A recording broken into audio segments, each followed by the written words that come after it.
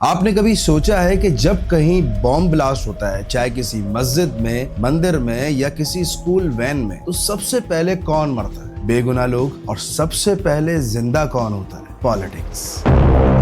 हर साने में किसी का बाप, किसी की माँ, किसी की बहन, किसी का भाई मरता है, लेकिन स्क्रीन पर सिर्फ स्लोगन चिल्लाए जाते हैं। अभी इंडियन ऑक्युपाइड कश्मीर के पहलगाम में भी कुछ ऐसा ही हुआ। हमलावरों की फायरिंग से अब तक की इतलात के मुताबिक 27 सयाह मारे जा चुके हैं।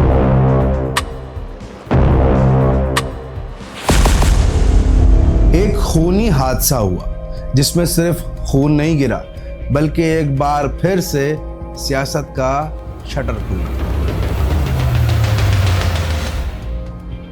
22 अप्रैल 2025 कश्मीर का एक हिल स्टेशन पहलगाम, जहां पर लोग अपनी सैरो तफरी, हनीमून कपल्स या लोग घूमने फिरने जाते हैं। उस दिन भी गए थे कुछ टूरिस्ट, कुछ यंग कपल्स, कुछ फैमिलीज, और फिर एक हादसा हुआ। 26 लोग मारे गए। लेकिन जब धुआं हटा तो न्यूज एंकर ने एक ही लाइन रिपीट करना शुरू कर दी, पाकिस्तान ने किया है। गैर पाकिस्तानी आतंकवादी। पाकिस्तान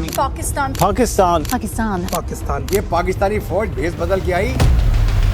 लेकिन एक मिनट रुको, जरा सोचो। पहलगाम एक ऐसा एरिया है जहाँ पर हर वक्त फौज रहती है, हाई मिलिट्री हर वक्त अलर्ट रहती है। कोई आम बंदा भी अगर जाता है तो उसको 10 चेक पोस्ट क्रॉस करनी पड़ती है, और वहाँ टेररिस्ट असले के साथ आराम से चला जाए। क्या ये सिर्फ टेररिस्ट अटैक था या किसी स्क्रिप्ट का हिस्सा था? एक नए नाम वाले ग्रुप ने इसकी जिम्मेदारी कबूल कर ली, लेकिन इन्वेस्टिगेशन होने से पहले ही एक नाम डिक्लेयर कर दिया गया, पाकिस्तान। और ये बीजेपी सरकार का पुराना तरीका है, जब लॉ एंड ऑर्डर फेल हो जाए, ब्लेम पाकिस्तान। अटैक के अगले दिन एक और breaking news, India suspends Indus Water Treaty. Indus Water Treaty.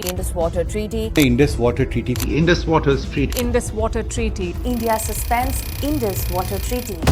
1960 में वर्ल्ड बैंक की गारंटी के साथ इंडिया और पाकिस्तान ने एक एग्रीमेंट साइन किया था, इंडस वाटर ट्रीटी, जिसके तहत पाकिस्तान को मिलते हैं 3 दरिया, इंडस, चनाब, झेलम, और इंडिया को रावी, सतलज और बीस। ये ट्रीटी तब भी चली जब 1965 और 1971 की जंगें हुई, तब भी चली जब कारगिल वॉर हुई, और तब भी जब पुलवामा हुआ। लेकिन अब क्या हुआ? एक हमले पर ये ट्रीटी सस्पेंड। क्या एक ग्रेनेड का जवाब पानी बंद करके दिया जाता है?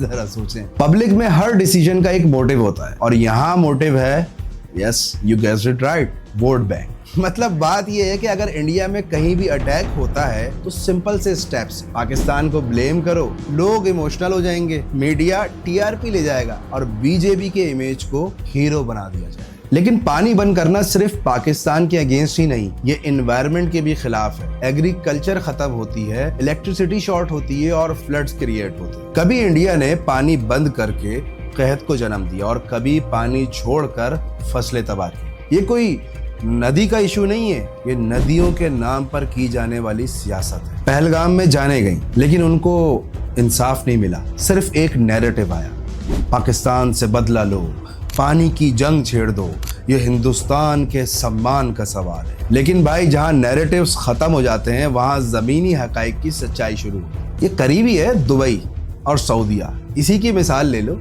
जब यहाँ पर इंडियन और पाकिस्तानी मिलते हैं तो बड़ी मोहब्बत से मिलते हैं, एक साथ बिरयानी खाते हैं, क्रिकेट खेलते हैं, एक दूसरे की टीम्स पर तस्करा करते हैं। यूके, कनाडा, यूएस, जहां भी जाओ सब एक दूसरे को भाई ही बोलते हैं। तो ये नफरत सिर्फ पॉलिटिक्स में क्यों है? क्योंकि उससे वोट मिलता है, और इसीलिए हमारे बीच जज्बात के नाम पर जंग बेची जा रही है। पहलगाम का अटैक एक ट्रेजेडी थी, कोई इंकार नहीं, लेकिन उसका रिस्पॉन्स एक प्री रिटन स्क्रिप्ट था। सिक्योरिटी लैप्स हुआ, लेकिन अकाउंटेबिलिटी जीरो।